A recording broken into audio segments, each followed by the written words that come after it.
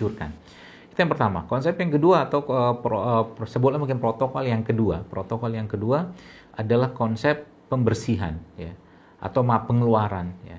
Jadi kalau tadi pembersihan dengan puasa, maka konsep yang kedua setelah dibersihkan, ya dibersihkan lagi atau dikeluarkan lagi. Maka kita mengenal hadis Abu Hurairah radhiyallahu anhu yang pernah menyebutkan bahwa aku dipesankan oleh kekasihku, maksudnya Rasulullah SAW, bahwa beliau menyuruh Abu Hurairah saat itu untuk sholat duha. Kemudian menyuruh lagi untuk berpuasa 3 hari dalam 1 bulan. Pada tanggal 13, 14, 15. Ya. Ada yang menarik dari hadis ini, Bapak sekalian. Kenapa? Hadis ini kan 13, ya.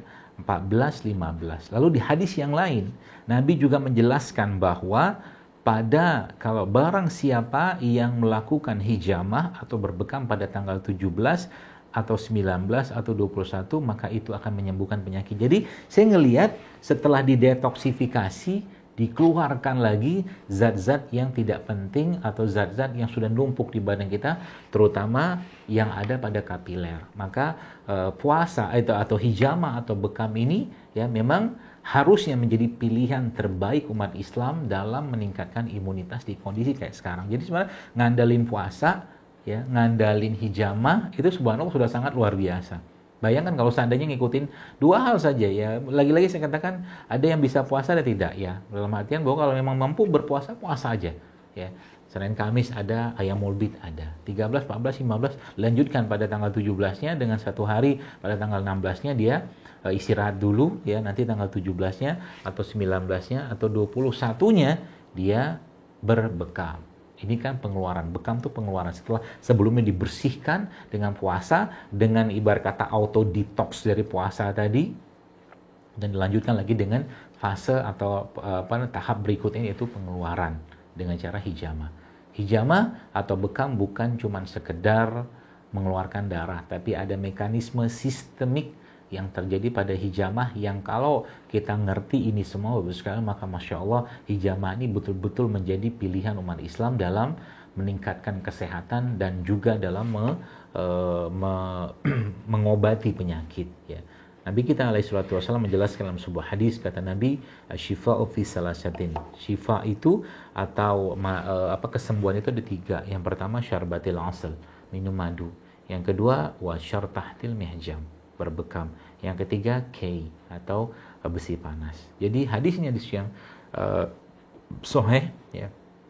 Ya, sehingga saya sahih hadis ini, ya, dan dijelaskan di situ bahwa pilihan kesembuhan itu ada pada madu, berbekam dan Atau hadis yang lain menyebutkan Nabi kita berpesan kepada kita semua.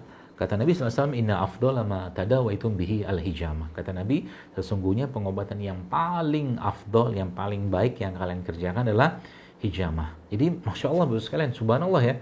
Paketnya udah jelas banget gitu kan. Pembersihan dulu, habis pembersihan, dikeluarkan lagi gitu kan. Itu hijamah. Dan yang ketiga, yang terakhir adalah memasukkan. Jadi kita setelah dibersihkan, keluarkan, bersihkan dulu, ya, dengan puasa tadi, keluarkan lagi secara fisik, ya, dan dimasukkan bahan-bahan yang bermanfaat, ya. Bahan bermanfaat seperti apa? Yang ada dijelaskan dalam Al-Quran ataupun dalam hadis baginda Nabi alaihi salatu wassalam. Banyak, Pak. Ada 21 jenis tumbuhan atau tanaman dalam Al-Quran yang bisa kita katakanlah ambil manfaatnya dan kita konsumsi, ya.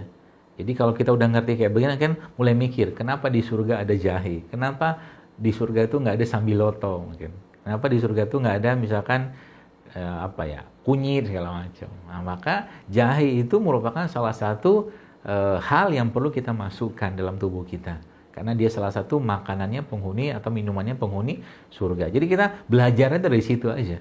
Ya, kemudian ada jahe. Kemudian ada Nabi SAW menjelaskan bahwa dalam surga itu adalah ada mata air atau sungai yang isinya adalah madu. Ya, jadi madu itu salah satu yang perlu kita, bukan perlu sih, harus kita konsumsi setiap hari. Jadi ada jahe, ada madu. Kemudian ada apa lagi? Ada banyak Bapak sekalian, ya.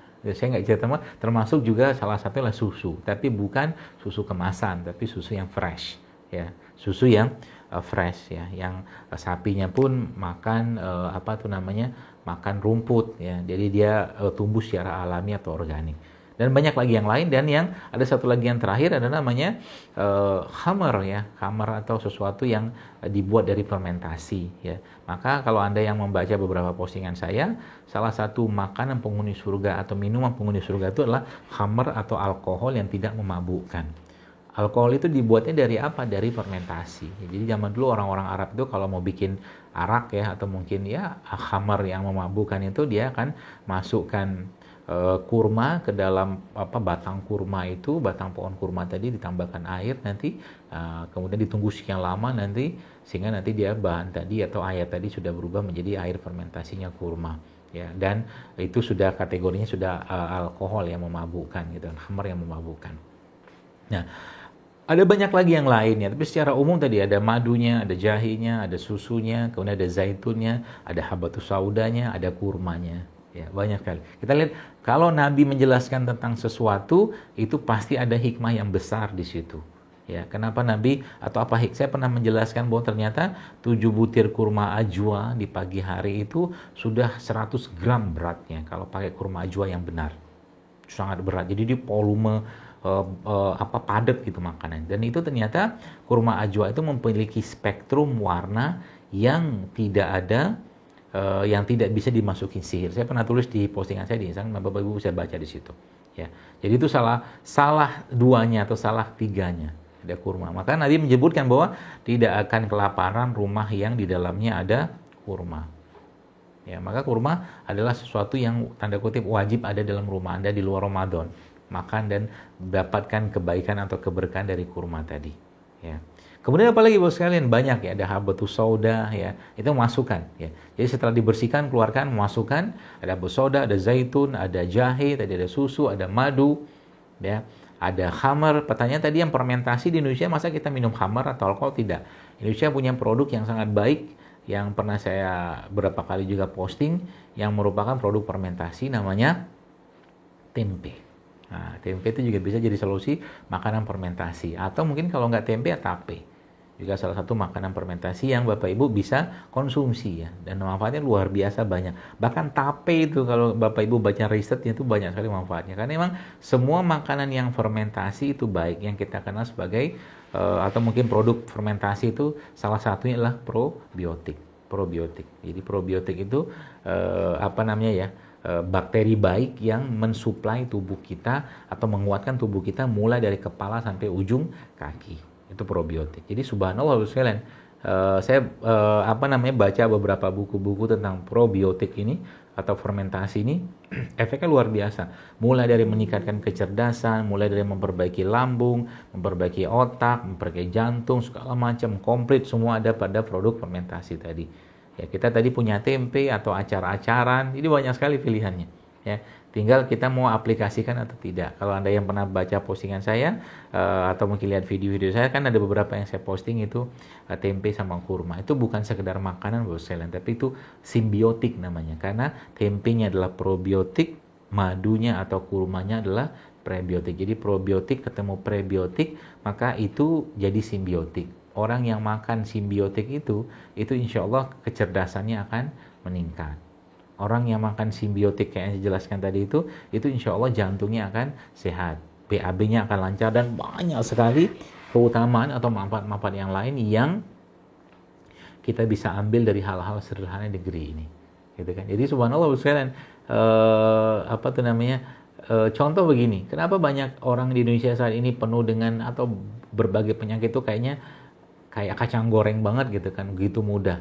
Ya salah satunya adalah hilangnya kebiasaan anak-anak negeri ini untuk mencontoh bagaimana makanan nenek moyang mereka. Orang tua kita zaman dulu ya pagi-pagi ya makan singkong rebus, ubi rebus, kacang rebus, jagung rebus gitu-gitulah. Nggak ada gluten di sana. Ya gluten itu pati yang bikin lengket di usus gitu kan. Seperti kayak zaman sekarang. Pagi-pagi sudah penuh dengan tepung, dan tepung itu bukan produk aslinya Indonesia, terigu atau gandum itu. Kecuali talbina. Talbina itu ada yang disebutkan oleh Nabi kita SAW bahwa talbina itu bisa menenangkan hati. Itu saja sudah keliru. Jadi kalau Bapak Ibu mau lihat, pola makan kita aja sudah bermasalah. Pola tidur bermasalah. Pola minum bermasalah. Ya sudahlah. pasti muncul penyakit gitu kan. Nah, kembali ke konsep yang tadi masukkan. Nah, maka Ibnu Qayyim rahimahullah mengatakan bahwa makanan terbaik bagi suatu negeri, penduduk suatu negeri adalah makanan yang ada di negeri tersebut. Maka subhanallah, masya Allah ya, kita di Indonesia ini berusaha penuh dengan berbagai macam makanan-makanan atau produk-produk yang sehat. Kalau mungkin saya jelaskan secara simpel atau dua hal yang sederhana atau yang justru kalau ini kita kembalikan ya kepada anak-anak negeri ini, itu subhanallah banyak penyakit degeneratif bisa hilang. Yaitu apa? Yaitu rempah dan rimpang.